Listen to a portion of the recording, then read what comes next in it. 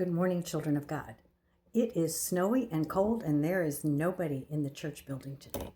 But we wanted to make sure that you still got your Good Shepherd story for the day. So you're going to find some things that you can probably do some coloring or some work with on another file. But right here, we're going to continue our stories about the lost things. So today we have the parable of the lost coin.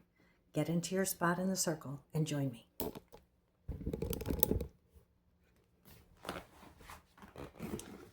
Children of God, this is a parable box.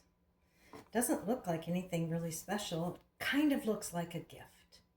And just like a gift, you can't do anything with it unless you open it. So let's open this parable box and see what's inside.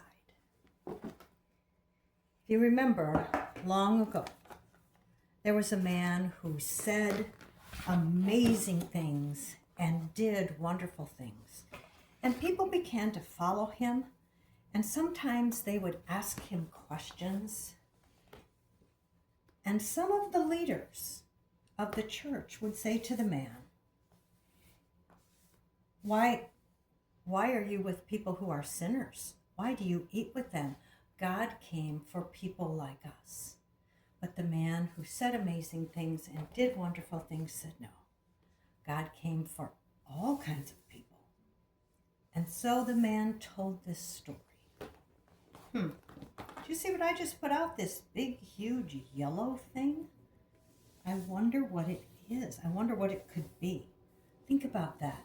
See if you can figure it out by the end of the story. So once, children of God, there was a woman. And that woman lived in a house. And she had coins. There were 10 coins that were hers. 10 coins. 1, 2, 3, 4, 5, 6, 7, 8, 9.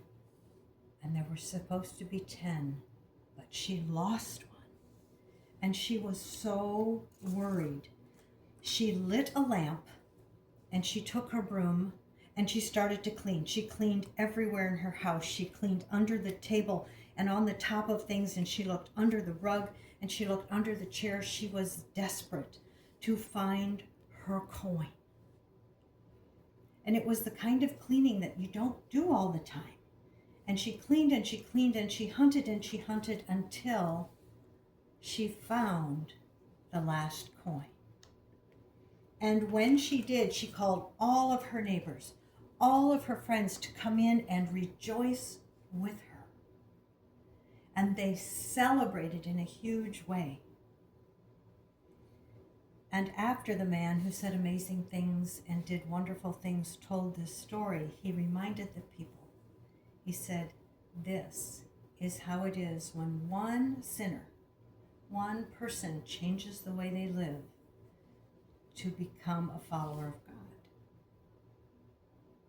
And that, beloveds, is where our parable ends. I know you probably have some questions, and I want you to write those down, and we're going to find a way to chat about those. But meanwhile, I want you to think about 3 things. First of all, I wonder how she lost the coin. Did she just keep them out all the time? How would she lose one of her 10 coins? Number 2, why was that one coin so important to her? In first century Palestine, this may have been all that the woman brought to her marriage, so it would be all that she owned.